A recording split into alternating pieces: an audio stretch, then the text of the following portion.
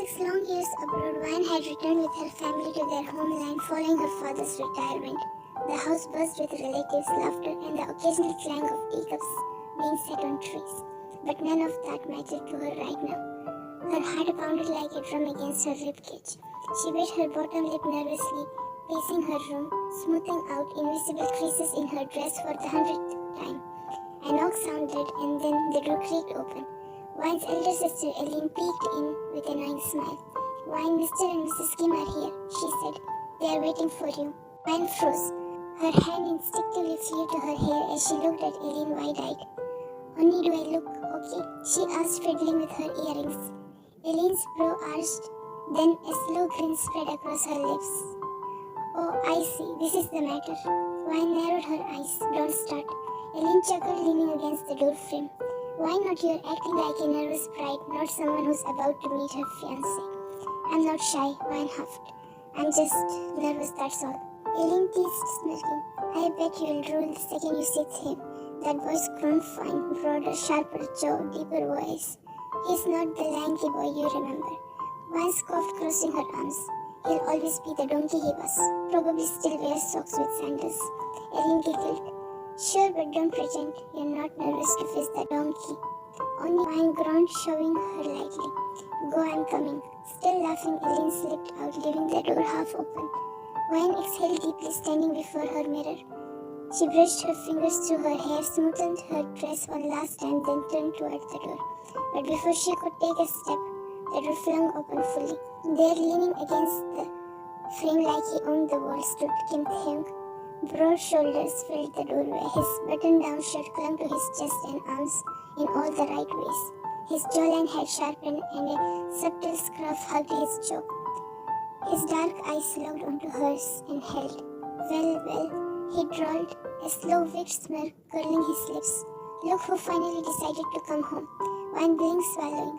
Her gaze unintentionally dropped to his arms, his chest, the way his collarbone peeked through the open button of his shirt. Her breath hitched before she caught herself. He stepped in slowly, closing the door behind him with a soft click. 6 years, he said, eyes roaming deliberately over her figure, and you have only gotten more tempting. His voice dipped into a murmur meant only for her as he closed the distance. What's wrong? He whispered. Cat got your tongue, or are you too busy staring at me? He dramatically ran a hand through his hair. I know, I have gotten devastatingly handsome. 𝐊𝐿 scoffed and folded her arms across her chest. Please, I was just wondering if you have been stress-eating since I left. 𝐘𝐿's grin widened, devilish. Oh, darling. He stepped even closer, brushing a hand along her waist, fingers grazing softly as if testing the warmth of her skin. If I was stress-eating, it was because I missed this. His hand squeezed gently, making her breath catch. He murmured, lips brushing her ear. But you have been treating yourself, haven't you? Do those cheeks still taste as sweet? 𝐊𝐿 flushed, shivering at the nearness. Shut up, she muttered, glaring. He leaned in, lips nearly grazing her ear. Make me. Then with a mischief glint in his eyes, he pinched one of her cheeks playfully. I do love how they fill my hands now, he teased.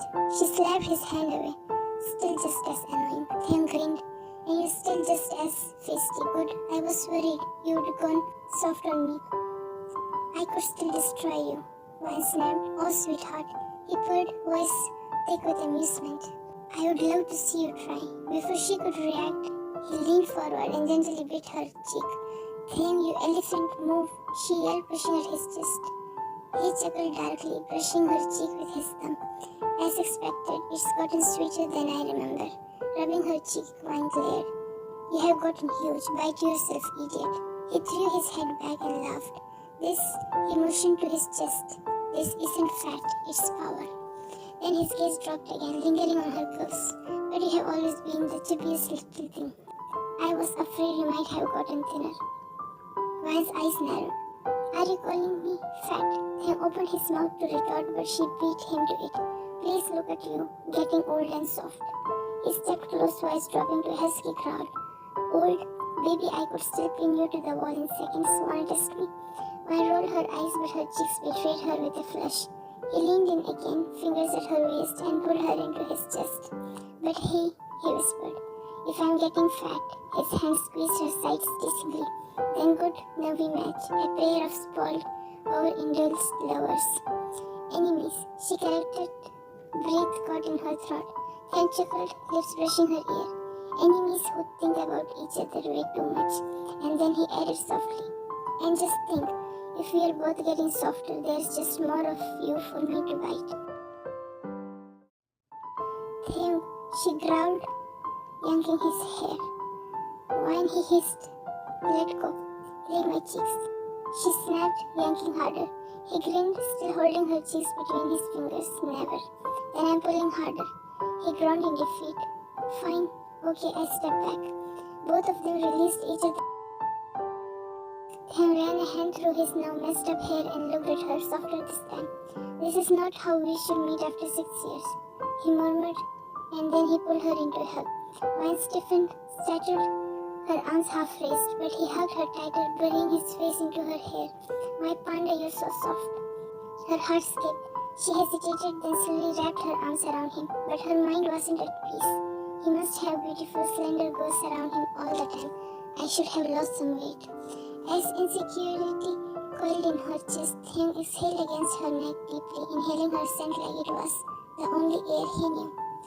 God, he whispered, I miss this. You.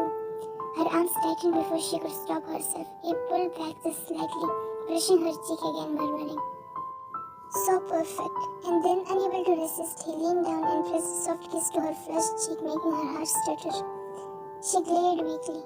Still can't keep your hands to yourself. Tim smirked, brushing his thumb across her bottom lip. Not when it comes to you, sweetheart. Never. Few days later, Wine stepped into the Q residence with her family. She felt the warm welcome of Tim's relatives. Laughter echoed, music hummed softly in the background, and every corner glowed with celebration. But Wine didn't feel like celebrating. She had been self-conscious for days now. Her clothes felt tight, her reflection lately made her uncomfortable, and she had been quietly avoiding food. The stares, whether real or imagined, clouded her insecurities. Wine, Tim's deep voice broke through her spiral. He was standing beside her with a deadly smirk, his hand slipping into hers. Come with me, let me introduce you to someone. Before she could speak, a high-pitched voice chimed in. Wine, finally, after 6 years. He rolled his eyes, clearly not as excited as she was. Wine forced a smile. It's been a while, but Daisy's next word made her heart sink. What happened to you? You look pale and kind of dull. Don't tell me you haven't been eating well. Wine chuckled nervously. I'm good, really. To her horror, Tim joined in, his brows slightly furrowed. Daisy's right, I feel the same. She clutched with shaky fingers, but then someone called Tim from afar. He leaned in, brushing her hair back with his fingers. I'll talk to you later, he whispered, then mischievously beat her cheek. She hissed, whispered, You're insane, don't bite me in front of people. Tim winked and walked away while Daisy giggled. You two are so cute. Stop. Wine deadpanned, glaring at her playfully. Daisy laughed and led her to a group of cousins and siblings gathered near the fireplace. They were engaged in warm chatter and jokes. Wine tried to smile and join in, but she couldn't shake the weight of judgmental gazes behind her. Her eyes flickered to the corner of the room, Tim's friend. No doubt.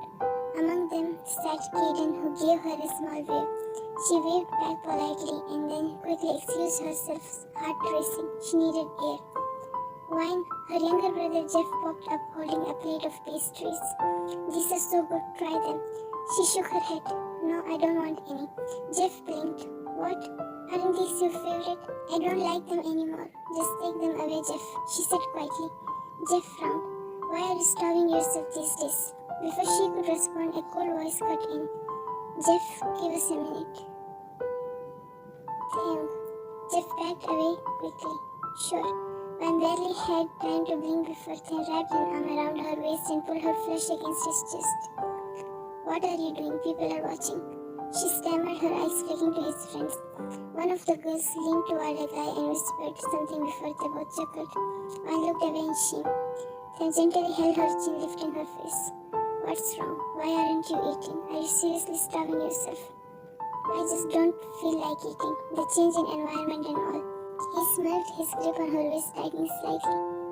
I would believe that if I didn't. No, you better. She screamed. Let go, Then. Everyone's staring.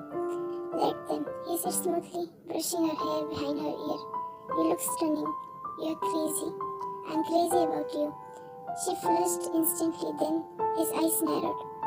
Who kissed your cheek? Van blinked. Desi. He huffed. Don't let her do that again. Only I get to kiss these cheeks. Van groaned. You're ruining my makeup. He leaned closer. You're perfect, with or without makeup. And then he smirked again, eyes dropping to her cheeks as he caressed them. In fact, I do love how these cheeks fill my hands now. Her eyes widened. 𝐘𝐨𝐮𝐫. She slapped his chest, making him wince dramatically. Abuse, he whispered with a grin, then grabbed her hand and led her back toward the couches. With his arm proudly wrapped around her waist, he kissed her temple and introduced her with pride glistening in his eyes. This is 𝐊𝐿𝐴𝐻𝐿, my wife. You already know 𝐘𝐨𝐮𝐫. 𝐘𝐨𝐮 smiled and waved again. This is 𝐿𝐴𝐻𝐿, 𝐘𝐨𝐮's girlfriend, 𝐼𝐻𝑢𝐚, Eva and her brother, 𝐂𝐟𝐿. 𝐊𝐿 smiled warmly. Hi, nice to meet you all. They murmured hellos. But she caught Eva and 𝐂𝐿 staring and whispering again. Something in their gazes made her skin crawl. Then sat on the couch and pulled her by his side. She tried to wiggle out. Can't you keep your hands off me for 5 minutes? He grinned and leaned to her ear. Not when you look like that, no. She flushed as he kissed her cheek. Stop embarrassing me. You're so freaking perfect like this. I could just eat you up. His hand slid possessively to her hip. 𝐘𝐨𝐮 cleared his throat. You seem unusually happy. Grinned, tightening his hold on wine. Of course I'm happy, my queen is back. Van looked down, face crimson. 𝐿𝐴𝐿 snorted. What's there to be so happy about? His expression darkened. What do you mean? 𝐿𝐴𝐿 scoffed. Just saying. I mean, she's not one we expected to see. Doesn't really look like the girl you used to speak about. Vine's breath hissed. Then stood slowly. You want to run that by me? Eva chimed in, flipping her hair. He's just being honest. She clearly doesn't take care of herself. Not everyone can keep up with someone like you, Thay. Vine's eyes swelled up. Then's voice dropped, dangerously calm. Get out. 𝐿𝐴𝐿 sneered. Why? Because we told the truth. My sister loves you, but you rejected her for this. With a snarl, Thang glanced at 𝐿𝐴𝐿 and shoved him back. You don't ever talk about her like that again. Guys stopped him and Arthur rushed forward to pull them apart. Then shouted, eyes blazing, say one more word and I'll break your jaw, 𝐿𝐴𝐿. Eva stepped forward but Then turned to her with deadly fury. Talk about wine again and I'll make sure you're ruined. Your entire family will be blacklisted from every event and business circle I know. Everyone went silent. Eva's lips trembled. Who do you think you are? Look at yourself. You're not as good as a hair of wine. Eva's lips trembled. 𝐿𝐴𝐿 glared, but Arthur and 𝐘𝐨𝐮 quickly let them out with 𝐿𝐴𝐿 falling. The second they were gone, Thang turned to Wine. Her legs were trembling, tears streaking down her cheeks. His expression melted into pure guilt and regret.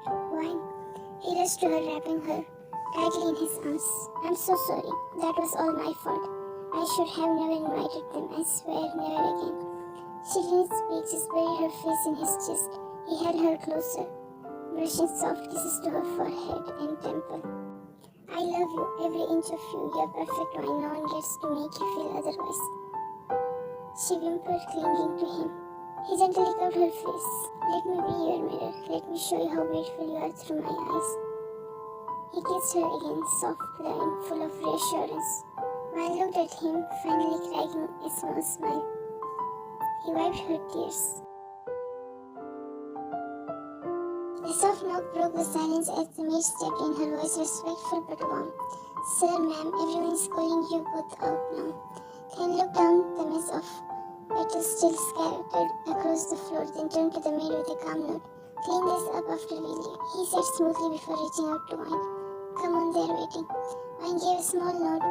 Her silence added stark contrast to her usual bubbly self.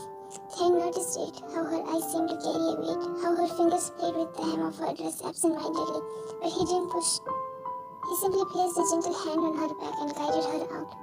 Dinner was a warm gathering. Laughter spilled across the room like honey, the air rich with familial joy. But amid it all, 𝐊𝐿 remained quiet, her plate untouched, her eyes drifting far beyond the present moment. 𝐿, seated beside her, kept urging her softly. 𝐊𝐿, eat something, his voice low and only for her. But she only smiled weakly and looked away, lost in her thoughts. When dinner came to an end, 𝐊𝐿's family stood ready to leave. But 𝐿 had already woven a plan in quiet whispers. His sisters, bright-eyed and full of playful affection. Stay tonight only, please, his younger sister pleaded. Yes, 𝐊𝐿, Anand chimed in. We hardly got any time with you. 𝐊𝐿 shook her head politely. No, really, I shouldn't. It's late. 𝐿's sister-in-law immediately told her father. Her parents glanced at each other with a smile and said, Stay, dear. You'll be safe and happy here. And just like that, 𝐊𝐿 found herself in guest room of 𝐿's home. She hadn't seen 𝐿 or his parents after dinner. Instead, his 3 sisters and 2 sister-in-laws surrounded her, teasing and giggling. 𝐿, 𝐿's older sister, bounced her son 𝐿𝐧𝐿𝐞 on her hip as he whined. Here, 𝐊𝐿 offered, instinctively holding her arms out. The moment 𝐿𝐧𝐿𝐞 was in 𝐊𝐿's arms, he stopped crying. His tiny face clung to her dress as he blinked at her round eyes wide with comfort. 𝐿 raised a brow in amusement. Look at that, he likes you. He's such a cutie. 𝐊𝐿 cooed, rubbing her nose against his little tummy, making him erupt into a chorus of giggles. It's late, 𝐿 finally said with a yawn. Let her rest, come on, girls. One by one, the group of sisters and sister-in-law bid their good nights, laughter lingering in the air. 𝐿 leaned in to take 𝐧𝐿𝐞, but the baby cried out, gripping 𝐊𝐿 tighter and burying his face in her neck. 𝐊𝐿 chuckled. I'll send him over when he falls asleep. 𝐿 nodded, yawning. As you wish. Good night, sweet girl. As the door clicked shut, 𝐊𝐿 gently rocked 𝐧𝐿𝐞 in her lap. He stood holding her shoulder for balance. Her fingers danced on his tummy, earning more soft giggles. The room was tranquil, filled with the baby warmth and the soothing lull of peace. A knock sounded again. This time it was 𝐿. He stepped in, pausing at the sight of her with the baby in her arms. Before 𝐊𝐿 could speak, 𝐧𝐿𝐞 suddenly scratched her cheek with his tiny nails. She flinched slightly. 𝐿 rushed forward with a frown, snatching 𝐧𝐻𝐞 from her arms. Hey, don't hurt my wife, he scolded, glaring at the baby with narrowed eyes. 𝐿 stared at him stunned. 𝐿 stopped glaring at him, he's just a baby. 𝐧𝐻𝐞's lips began to tremble, his eyes glistening with tears. 𝐿𝐿 quickly took him back, holding him close as he snuggled into her neck. It's okay, she whispered softly, stroking his back. 𝐿 watched, his heart swelling at the sight. You're so good with him, he murmured, his tone turning playful. How about we have one of our own? 𝐿𝐿 looked up sharply, cheeks flushing. Shut up. She snapped, eyes wide. He laughed, a deep amused chuckle. What? Just a thought. A maid entered with a tray of food. Boing. 𝐿 turned to her. Take 𝐧𝐻𝐞 to 𝐍𝐿, he's getting sleepy. 𝐿𝐿 pressed a kiss to 𝐧𝐻𝐞's soft cheek. Good night, little one. She handed him over gently. Once the door shut behind them, 𝐿 pouted. You never showed that kind of love to me. 𝐿𝐿 looked away embarrassed. You're not a baby. He walked over, sitting beside her. The moment she shifted to move away, his arm wrapped around her wrist, pulling her onto his lap. 𝐿, she gasped. Your legs will break. Let go of me. He squeezed her thigh. Shut up. Then he pointed to the tray filled with her favorite fruits and desserts. Eat. She shook her head, her eyes dull. I'm not hungry. 𝐿's expression darkened slightly. Eat wine. Don't test my patience. Vice just tightened, and before she could stop herself, she snapped, her voice trembling. Stop mocking me. I know I'm not like those. Stick thin. She froze, then stared at her, then growled, voice low and boning. You think I care about some skin socialites? Please, I have waited 6 years for you. For this moment, to have you in my arms, 𝐿𝐿. He leaned in, kissing her cheek with acting softness. I love you, and if you ever doubt that again, I'll spend every day proving it. She looked down, her voice a whisper. You really don't care that I'm not perfect. He scoffed, cupping her face. Shut up, you're better than perfect, you're mine. A small trembling smile crept onto her lips. Are you sure? I'm more than sure, he whispered, tightening his arms around her, while leaned in and kissed his cheek. He grabbed her jaw and captured her lips. His kiss deep and filled with unspoken love. When they pulled back, he smiled. Now eat or else I'll feed you myself. 𝐿𝐿 sighed, then nodded. Good girl. He teased, biting her cheek. She squeaked. I'll kill you. You won't, he said smugly. You love me. 𝐿𝐿 chuckled and reached for the dessert. As she took a bite, she moaned. This is so delicious. 𝐿𝐿 watched her with awe, his heart brimming with affection. Really? She nodded, eyes twinkling. Yes, try it. She scooped a spoonful and offered it, but instead of taking it, he leaned in and licked her lips, slowly, deliberately. She gasped. But what? He grinned, burying his face in her neck. definitely delicious. She ate quietly and once done let out a content burp. I'm full, she muttered standing. Then followed her with a boyish grin. I talked to Mom and Dad, he said. We are fixing the wedding date soon and I can't wait anymore. Wine turned shocked. What, you traitor, you didn't even ask me. He took her hands gently. I just don't want to delay this any longer, but if you're not ready, I'll wait. Always. She pulled her hands free and messed up his hair, making him groan. Don't talk to me, get out. As she turned, he grabbed her wrist and pinned her softly against the wall. I stopped you here tonight, he said, his eyes burning into hers. Because I knew you were upset and I didn't want you to go to bed upset. He leaned in closer. We talk wine. No matter how small it is, married or not, we talk it out. Wine's walls broke. She clenched his shirt and whispered, How come you're so mature? He smiled and wrapped his arms around her. Because I respect you, your decisions matter to me. She sighed, her voice low. Then let's not wait. We have to get married one day anyway. His smile lit up the room. She pecked his lips quickly and buried her face in his chest. I'll send over my clothes, he said gently. That dress must be uncomfortable. She nodded, mumbling, Thank you. He leaned down, placing a kiss on her forehead. Good night, my love. As he stepped out, Gwen closed the door behind him, heart fluttering, lips smiling. Time skip. Gwen had done all the wedding shoppings with him. Today was finally their marriage, and Gwen was confused and nervous due to Thame's burning gaze on her. Now she stepped into the bedroom, her delicate fingers trailing along the silk curtains as her eyes took in the dreamy decor. Petals scattered across the bed, the faint scent of lavender in the air. Everything was tailored to her taste, from the cozy, blush-toned cushions to the light instrumental music humming in the background. She heard the door click shut behind her, and then she felt him. Thame's arms slipped around her waist, his chest trim and warm against her back as he leaned in, his lips brushing her ear. Do you like it? He whispered, voice husky, intimate. Wine shivered slightly and gave a tiny note. Her voice low and breathless. Don't talk into my ear like that. Thame chuckled deeply, his breath tasting the curve of her neck. Why, does it make your heart race, Mrs. Kim? She groaned under her breath, trying to hide the flutter of her stomach. You're insufferable. Thame turned her around slowly, his hands never leaving her waist. His eyes molten with affection and searched her face with aching tenderness. From behind he brought out a velvet box. She opened it to find a diamond-studded pendant in the shape of a crescent moon, her favorite. But that wasn't all. He handed her another item, legal documents. Anne looked at him confused until her eyes caught the name printed at the top. Property ownership transfer. This mansion is yours now, he said quietly. Her breath hissed. Thame, this is too much. Her voice trembled, tears filling her lashes. It's not enough, he whispered. Not for what you have given me. Your heart, your madness, your soul, your chaos. I want to give you everything. Van blinked rapidly, a teardrop escaping before she softly muttered, I love you. He froze. Say it again, he murmured, almost bleeding. I have been longing to hear that. She smiled through her tears, lifted his hand to her lips and kissed it. I love you, Kim Thame. He exhaled shakily, his forehead resting against hers. You made me the happiest man alive. Still holding his hands, Vine asked, Kaden told me you cut off completely with Adrian. Why? He cupped her face, his thumb brushing over her cheek as he whispered, I don't want to talk about others tonight, but just to let you know, you're not a deal to me, Vine. You're home and no one gets to hurt my home. His voice was slow, protective. She looked down, overwhelmed. You'll never stop loving me, will you? I love you even I hate you, he said with a smile for kissing her forehead. Even when you eat my fries and say they're yours, they're mine if I take them, she mumbled cecily. See, this is why I married you. He teased, effortlessly lifting her. She gasped, holding his shoulders. I'm heavy. Shut up, he whispered playfully. Let me carry my pride properly for once.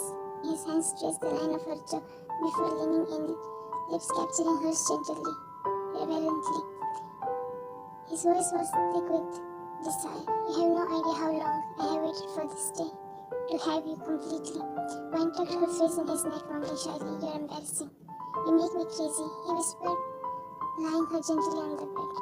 And I love every second of it. He trailed kisses down her face, her shoulders, her trembling fingers. Next morning, the air was still serene except for the soft stirring of wine beneath the covers. She felt it first, the feather-light touch brushing against her cheek, fingers closed yet tender, touching the curve of her face like she was made of porcelain. Her brows sneezed slightly before she slowly fluttered her eyes open, and there King was, lying beside her, head propped up on one hand, the other brushing her cheek. His dark eyes were glowing, lips curled into that annoyingly perfect smile that always made her heart race. "Good morning, Mrs. King," he whispered, voice still dipped in sleep, then with a sly smile. "You look like you had a very eventful night." Wine's eyes widened. "King."